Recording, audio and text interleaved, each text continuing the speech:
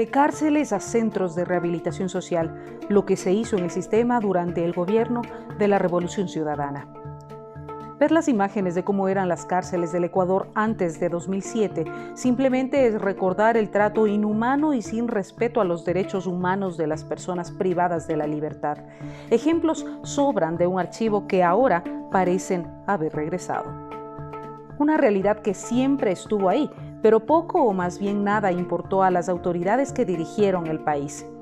Los panópticos construidos en Ecuador, en Quito y Guayaquil se los hizo en los años 50 del siglo pasado y desde ahí no hubo inversión pública, lo que derivó en que estos lugares se convirtieran en verdaderas bodegas humanas, donde incluso vivían niños. No fue hasta 2007 cuando por primera y única vez se habló de estas miles de personas invisibles para la sociedad.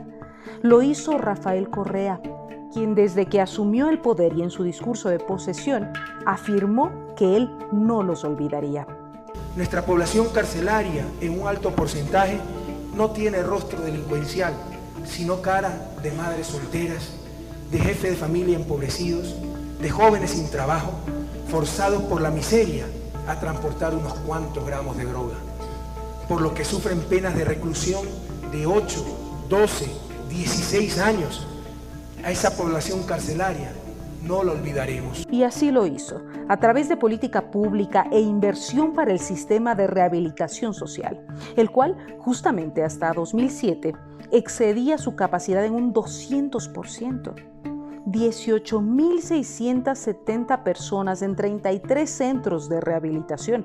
Por citar un ejemplo, la Penitenciaría del Litoral tenía una capacidad extendida para 1.200 personas privadas de la libertad.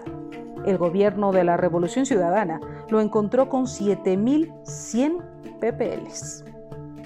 Cobraban algunos de estas mafias que habían en el centro, en la penitenciaría, cobraban $5, es decir, para que una persona no tenga que dormir sentada en una grada y pueda dormir acostada, entre comillas, en una sábana, en un colchón viejo, en los pasillos, pues se cobraban $5. Y esto a vista y paciencia también de algunos guías. El cambio arrancó de inmediato. Para 2008 estaba en funcionamiento el Centro de Rehabilitación Social en Cotopaxi con un real equipamiento tecnológico, pero eso no detuvo la construcción de un verdadero sistema de rehabilitación social. Años después estuvieron listos el CRS Guayas y el CRS Turi, con una inversión que superó los $370 millones. A la par, se remodelaron otros CRS a nivel nacional. Todo esto permitió que hasta junio de 2014 se amplíe la capacidad del sistema para 17.000 PPLs más. Sin embargo, no todo se quedó en infraestructura. El gobierno del presidente Correa también trabajó en políticas para que exista una verdadera rehabilitación social. En primer lugar, con la creación del Ministerio de Justicia y Derechos Humanos, encargado del cumplimiento y planificación del sistema. Esta cartera de Estado, por ejemplo, desarrolló 5 ejes sobre los cuales se sustentaron los programas de rehabilitación: laboral, salud, educación, vínculos familiares y reinserción. Solo por poner un ejemplo, 6.122 PPL formaron parte del sistema educativo desde educación básica hasta superior.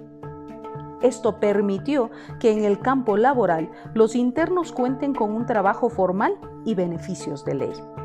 El sistema mejoraba, pero aún había muchas cosas por realizar precisamente para modificar el abandono histórico de los centros de rehabilitación.